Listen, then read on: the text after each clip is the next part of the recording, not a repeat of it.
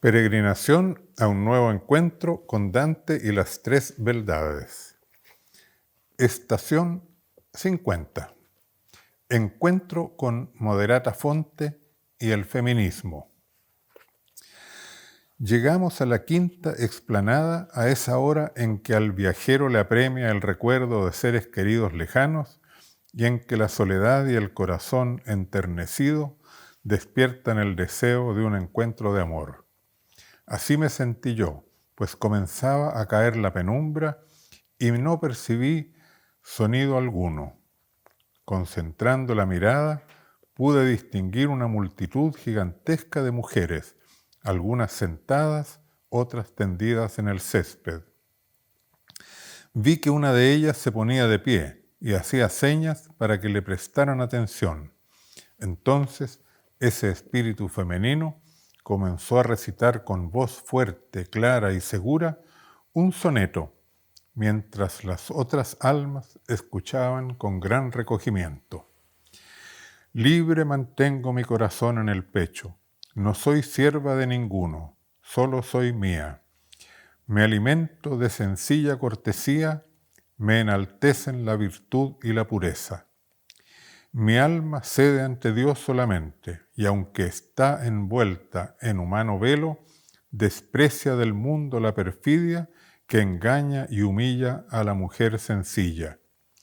Belleza, juventud, placeres, lujos, soy trofeo por mi propio gusto, no por otros, así en los años verdes como en los maduros.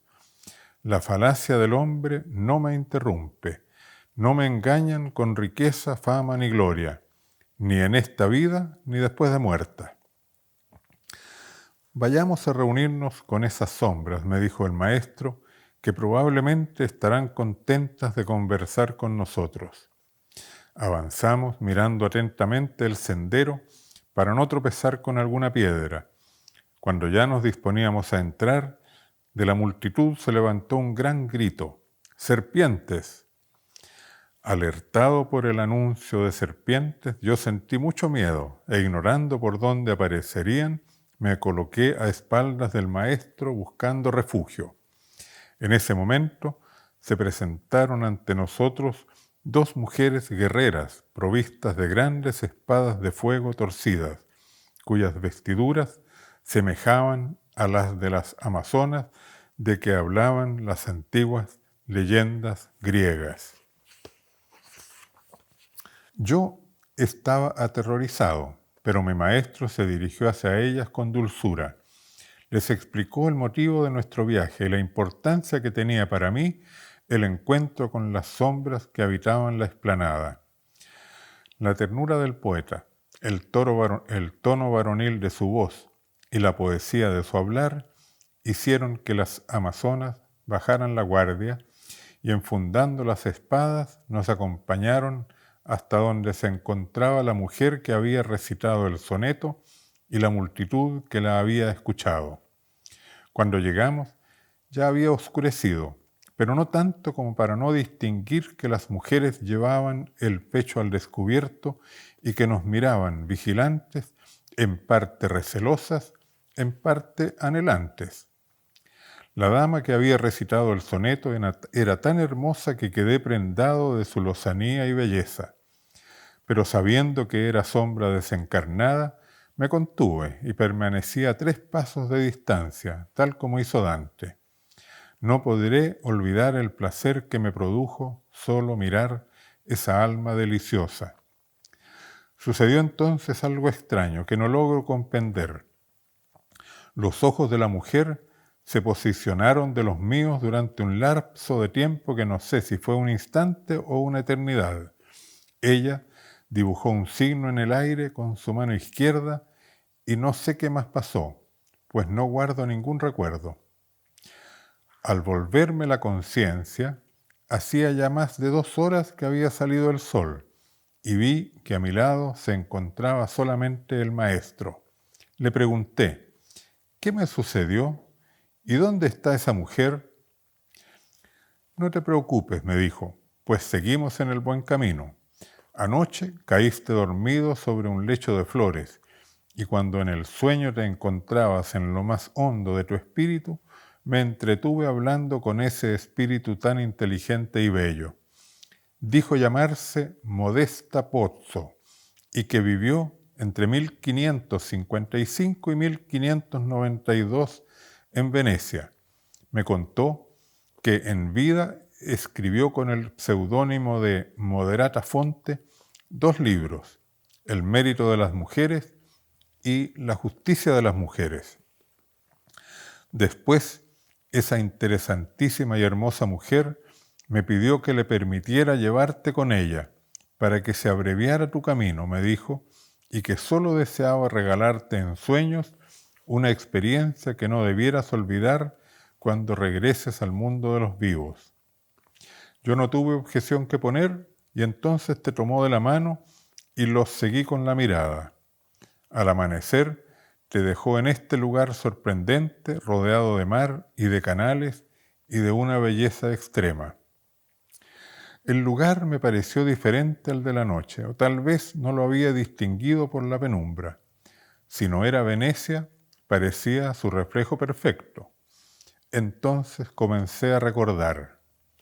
La mujer me condujo primero llevándome de la mano y luego tomándome en sus brazos hasta un jardín florido, en cuyo centro, alrededor de una bella fuente que salpicaba aguas cristalinas, se encontraban 7 mujeres. Una se llamaba Adriana, ya anciana y viuda. La segunda era su hija Virginia, casada. La tercera era una viuda joven que se llamaba Leonora. La cuarta era Lucrecia, mujer casada desde hacía tiempo. La quinta se llamaba Cornelia, una joven que convivía con su amante. La sexta era Corina, una muchacha soltera. Y la séptima, Elena, que acababa de regresar de su luna de miel. Moderata Fonte, indicándome con un dedo en sus labios que permaneciera callado, me instaló detrás de un tupido arbusto muy cerca del grupo, de modo que pude oír la conversación sin ser visto. Las 7 mujeres conversaron de todo lo que les vino en mente, libremente. Hablaron de sus trabajos domésticos y de sus salidas, de lo que les gustaba y de lo que odiaban, de lo que les deleitaba y de lo que no soportaban, de sus dolores y sus alegrías. Sus dichos eran tan juiciosos cuanto simpáticos, a ratos serios y a ratos jocosos. Se mostraban mutuamente confiadas y se alababan y criticaban entre ellas con sorprendente honestidad y a menudo se reían de sí mismas. El tema y los argumentos principales apuntaban a destacar los méritos y cualidades de las mujeres y a descubrir que ellas eran mucho más dignas y perfectas que los hombres. Argumentaban que ellas, sacadas todas las cuentas, son superiores a los hombres en virtudes, en dignidad, en bondad, en inteligencia, en capacidad de amar y en muchas cosas prácticas de la vida. Las contertulias analizaron con tanta inteligencia y gracia los defectos de los hombres que yo me sentí profundamente avergonzado.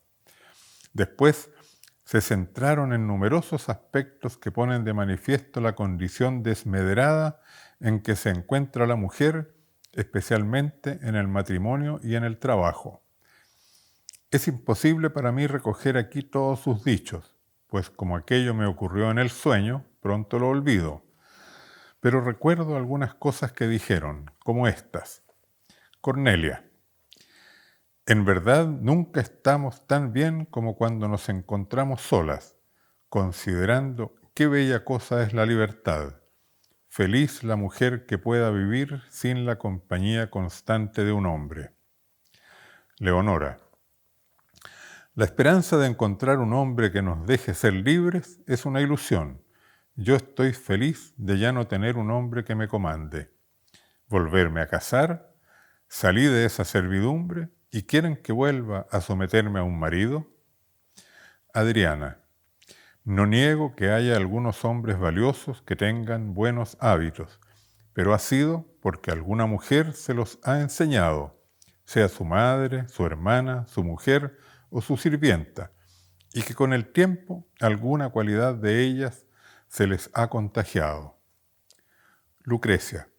Sí, y si el hombre estudia, si aprende virtudes y artes, si anda limpio, si se comporta bien, si trabaja y se esfuerza, es porque desea con ello agradar a las mujeres, pues estimándose indignos de la gracia de ellas, se las ingenian para hacerles gratos de alguna manera. Corinna. Si las mujeres estamos en condición inferior de autoridad, no es por mérito de ellos, sino por su abuso de poder, que se ha practicado desde tan antiguo que se termina considerando lícito y natural. Helena. Y también porque nosotras, por ser humildes, pacíficas y benignas, deseando vivir en paz, aceptamos tantos agravios que sufrimos en silencio. Virginia. Y él, como el cazador que sigue a la liebre hasta el monte, el bosque y la montaña, cuando la ha cazado, ya no la estima. Solamente si una huye, él apura el paso.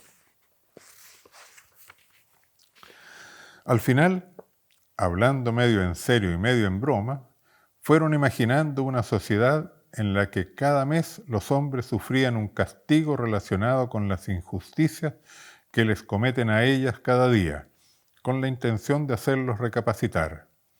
En esa sociedad ideal, las mujeres hacían justicia y castigaban los maltratos de los hombres, condenándolos a demostrarse abnegados con sus mujeres e hijos, excluyéndolos de las actividades fuera del hogar, debiendo someterse a las figuras femeninas y considerar que eso era lo natural, a mantenerse fieles y no engañarlas, a guardar silencio y aceptar que ellas reorganicen la sociedad de manera justa y equitativa. Cuando las contertulias se despidieron, acordando reencontrarse el día siguiente, Moderata Fonte se acercó y se puso muy cerca frente a mí. Vi que cerró los ojos, la imité, y aunque no era sino una sombra, sentí sus labios dulces, tibios y húmedos en los míos. Fue en ese momento delicioso que desperté, ya avanzado el día, cerca de mi maestro. Comenté, pensando que podría interesar a Dante. La lucha de las mujeres por la igualdad con los hombres, de la cual Moderata Fonte fue una de las iniciadoras, ha alcanzado en mi tiempo logros decisivos. Hoy las mujeres trabajan en el campo y en las industrias, ejercen las profesiones antaño reservadas a los varones, son reclutadas en los ejércitos, participan en la política, llegan a ser gobernantes de naciones y se les reconocen los mismos derechos y deberes. Es verdad que se mantienen todavía algunas discriminaciones, pero no tengo dudas de que más temprano que tarde se habrán liberado de toda opresión y obtendrán la plena igualdad con los hombres. Como Dante me escuchaba atentamente, continué describiendo el movimiento feminista, sus diversas variantes, luchas y conquistas. Pero la mirada del maestro expresaba cada vez más sorpresa e incredulidad, hasta que finalmente expresó sus inquietudes. ¿Es que ya los hombres no se enamoran de las doncellas y convertidas en esposas dedican sus vidas a protegerlas y amarlas? ¿Acaso ya no trabajan y se esmeran para ofrecerles seguridad y bienestar? ¿No arriesgan sus vidas para liberarlas cuando se las violenta? ¿Han dejado de salir a luchar por la justicia y a cambiar el mundo con la intención de demostrarles su valor y conquistar sus corazones? ¿Acaso no salen los hombres de madrugada al trabajo duro o parten a la guerra si es necesario, mientras ellas los esperan con entereza y se engalanan para recibirlos, los alientan con sus halagos y oraciones, mantienen y ornamentan los hogares, se encargan de criar, educar a los hijos y conservan las tradiciones? No pude reprimir una sonrisa entre divertida e indulgente por la ingenuidad de sus preguntas y por el asombro y desconcierto que manifestaba en su semblante. Como reaccionando a mi sonrisa, que pudo tal vez parecerle algo burlona, exclamó apasionado: «No somos iguales. Ellas son superiores a nosotros en tantas cosas, y por eso nos desvelamos para servirlas. Y nosotros somos superiores en otros aspectos, y por eso se esmeran en ayudarnos. Porque somos diferentes e incompletos, buscamos en las mujeres lo que nos falta, y ellas buscan en nosotros lo que precisan. Así nos complementamos y llegamos a ser más de lo que podemos ser por separado. Pero si nos sentimos, nos pensamos y actuamos como iguales, ¿no dejarían de ser motivo y propósito de nuestros sentimientos, pensamientos y acciones, y nosotros para ellas causa y finalidad de sus sentimientos, pensamientos y actividades? Porque no somos iguales. Las diferencias saltan a la vista. Es obvio que existen dos modos de ser humanos, el masculino y el femenino, modos que, por lo demás, no son exclusivos de nuestra especie, sino del mundo biológico entero. La vida es una realidad sexuada. La hembra, en la especie humana, igual que en la mayoría de los mamíferos, es en general más pequeña, tiene menor fuerza física, corre más lentamente, tiene una piel más delicada que el hombre. En la sexualidad, igual que en la mayoría de las especies de mamíferas, el macho es el dominante, el que monta, el que se impone, el que penetra el cuerpo de la hembra. Esa es la realidad y el lenguaje bastante brutal de la biología.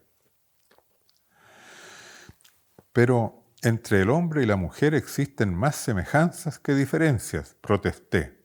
Es debido a que compartimos una misma naturaleza humana, que determina igual dignidad ontológica, esencial y existencial, con la igualdad de derechos y deberes que de ello deriva. En efecto, complementó Dante, nada justifica la dominación social de uno por el otro, ni los privilegios que, impuestos por el poder y la fuerza, reducen la esencial libertad a que está llamada la persona humana, cualquiera sea su sexo. Enseguida me preguntó: ¿qué opinas de eso que has llamado feminismo? Respondí sin vacilar: el feminismo es un movimiento extraordinario que está actuando el más importante cambio histórico y evolutivo que la humanidad haya nunca experimentado como especie. Insistió el maestro interrogándome: ¿no crees que el plantear y buscar la igualdad de hombres y mujeres se arriesga a perder las diferencias que son esenciales para la buena vida y el desarrollo humano integral? ¿Y no te parece que cabe también preguntarse de dónde proviene, dónde se origina esa intención y pretensión de superar la condición que la biología establece en la relación entre los sexos?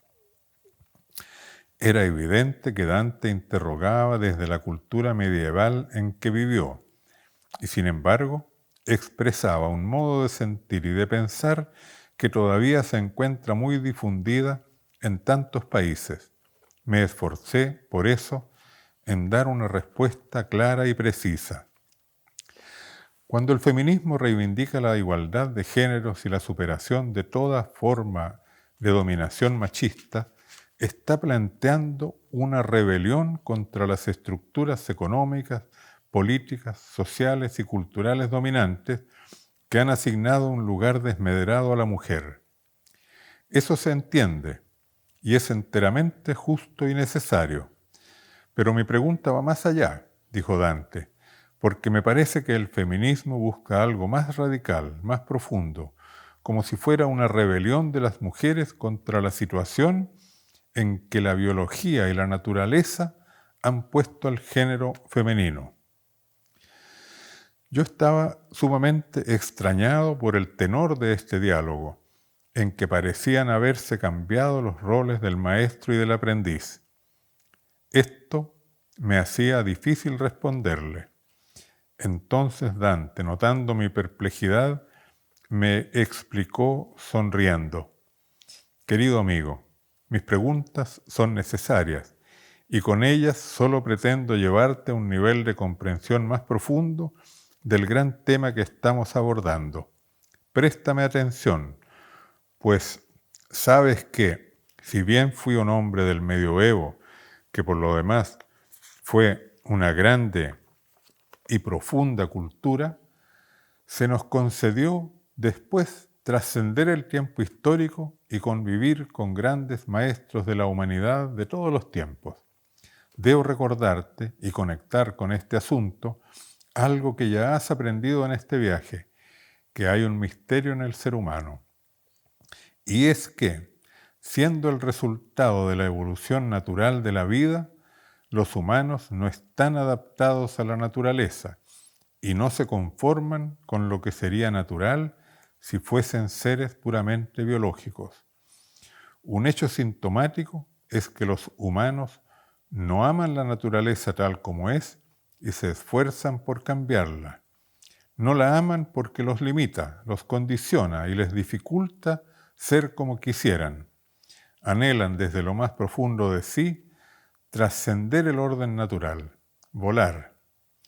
Así, en el cumplimiento de sus necesidades y funciones propiamente biológicas que comparte con las otras especies animales, buscan darle un sentido, encontrarles un más allá. En la nutrición desarrollan la gastronomía, que es un arte. En la reproducción sexual despliegan el romanticismo y el amor. En la lucha por la sobrevivencia se autoimponen la ética. Ante la inexorable muerte, asumen que solamente nos vamos y que nos reencontraremos o nos reencarnaremos o resucitaremos. El ser humano, por esa dimensión espiritual que hay en él, se revela frente a condiciones materiales y biológicas que lo limitan. Esa condición de libertad que busca para sí consiste en plantearse fines por sí mismos, no determinados, no mecánicos, no puramente orgánicos, y actuar consciente e inteligentemente para alcanzarlos.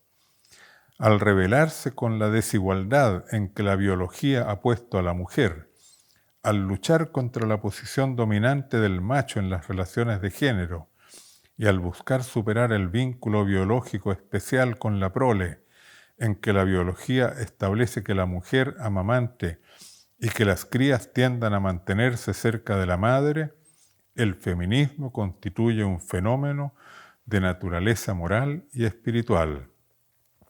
El feminismo es una rebelión de la dimensión espiritual del ser humano, en este caso de la mujer, contra lo que demarca la biología respecto de las relaciones entre los sexos. Constituye un aspecto sustantivo y un momento esencial del proceso por el cual la conciencia, la razón y el espíritu, como dimensiones superiores de la naturaleza humana, se esfuerzan por imponer ética, conciencia, sentido, o sea, espíritu, en las dimensiones material y biológica de su existencia. Yo escuchaba fascinado al maestro, que una vez más me sorprendía con la profundidad de su pensamiento. Pensé entonces en expresarle ciertas perplejidades que me generan algunas tendencias del feminismo contemporáneo. Y una vez más, él se adelantó a mis preguntas. Como siempre ha sucedido en la historia con los movimientos y procesos de cambio, el feminismo conlleva riesgos y peligros y experimenta desviaciones y distorsiones graves. Esa rebelión o lucha por la liberación no debiera entenderse como un estar contra la naturaleza, ni será un estado permanente de negación y conflicto. La lucha, el conflicto, la rebeldía implican desasosiego, inquietud, rabia y generan un estado psicológico y mental de exaltación, entusiasmo, pasión, enardecimiento, efervescencia, frenesí, que no pueden ser permanentes y que no constituyen la verdadera felicidad. Como toda rebelión, se trata de un momento, de una fase de liberación, de una etapa en un camino de superación y conquista de la autonomía. Se aspira y se busca establecer nuevos equilibrios, un modo superior de relacionamiento entre hombres y mujeres y con la naturaleza. La mujer puede llevar a la humanidad hacia un desarrollo moral y espiritual superior en la medida que permanezca siendo mujer, que libere la femineidad y que despliegue sus modos propios de pensar, de sentir, de relacionarse, de actuar, de vivir el amor, la libertad y la espiritualidad. Si en cambio se limita a ocupar los cargos y hacer lo mismo que han hecho históricamente los hombres, no se ha avanzado nada en el sentido moral y espiritual. Se permanece en las estructuras de dominación. Puedo decirte, por mi propia experiencia en la tierra, que mujeres y hombres estamos orientados natural y espiritualmente a seducirnos, a conquistarnos. Necesitamos que el otro o la otra se fijen en uno, que nos descubran, aprecien y amen. Somos empujados, por eso, a ser más de lo que somos, a crecer ante nosotros mismos y ante el otro u otra que queremos seducir y conquistar. La otra parte, en cuanto diferente, en cierto modo nos desafía, nos llama a superarnos, a arriesgarnos, a no quedarnos en la situación en que estamos. La sexualidad resulta ser, pues, una muy poderosa fuerza de crecimiento y desarrollo personal. Por eso, las mujeres podrán conducir la humanidad entera hacia un desarrollo moral y espiritual superior en la medida que permanezcan femeninas, con sus propios modos de pensar, de sentir, de relacionarse, de actuar, de vivir el amor, la libertad y la espiritualidad. Modos femeninos, elaborados por ellas mismas, que no son los que les han sido impuestos a las mujeres en las culturas predominantemente masculinizadas.